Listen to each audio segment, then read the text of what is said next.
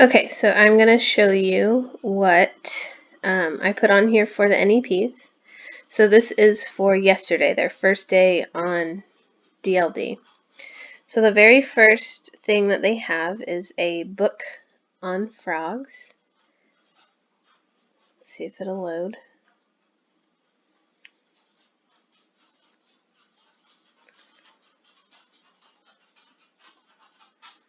Okay, so they have a little magazine to read. And so they have all these steps to read about the frog. And then so once they are reading that, then they have a discussion about the frog. So it gives them a little chart to look at, and I gave them a sentence frame to write a sentence about what the frog is eating. And so this one just shows the one student that commented or that answered this question. So on Tuesday, the frog ate the snake. And then of course I replied to her. Okay, so after that discussion, that one was the short discussion of just a sentence. Then they have a very engaging video to watch in English and Spanish from Scholastic. And it's a really good video. Okay, so then they have their frog life cycle writing. So this one is quite a bit longer than the first discussion post, so I gave them a graphic to go off of that includes the vocabulary. And so they are writing about the life cycle, each step. And so I gave them, their ordinal words to use, which we've practiced in the classroom before: first, second, third, fourth, next, last.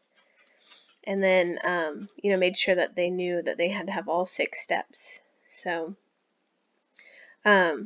these posts are a lot longer, and I included replies that also kind of gave them constructive criticism about, using capital letters and using punctuation.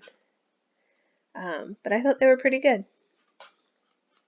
Okay, and so the last thing they had for yesterday was a little game on a website that they could play that puts the frog life cycle steps in order, and they also had to label them with the vocabulary that they learned in the book and in the graphic and in the video. So that was yesterday, and I had about 8 kids do that. So moving on to today I have a little bit more for them to do, for them to look at least. So I have, last week we were reading about or learning about St. Patrick's Day in Ireland. So this is a continuation of what we learned about last week.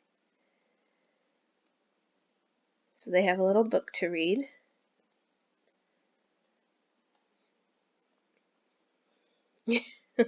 The cute little sheep on there. So this text is a little more advanced. So I made sure to include picture vocabulary words or vocabulary support for them so that they would have that as they're reading. But this text in particular talks about the country life or countryside life in Ireland and then the city life. And then I also included that in Spanish so that they could, since that one was a little more advanced as far as reading level, I did offer it in Spanish as well so they could look at that.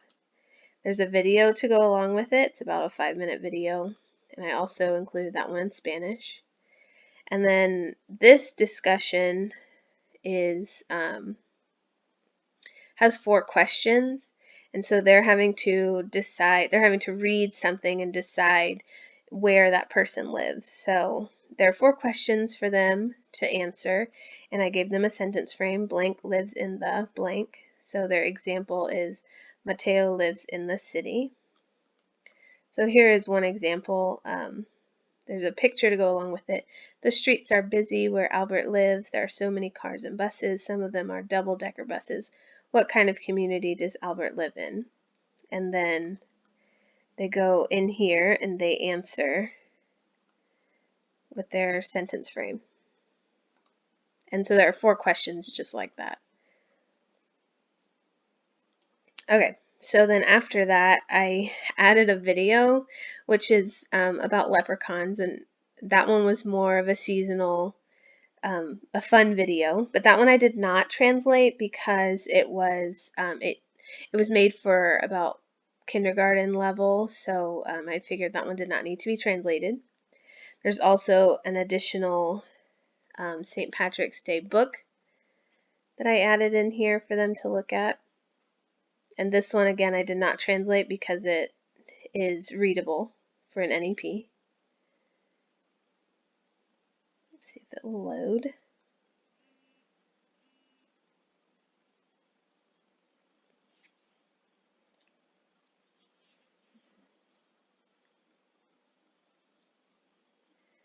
Okay, well, it doesn't look like it's loading, but it's a book called Have You Seen Green? And so on each page, it has repeated lines. So it'll say, I see the green hat, and it'll have a picture of a hat above that word. And oh, here we go. Have you seen green grass? Have you seen green treats? And so this they should be able to read on their own.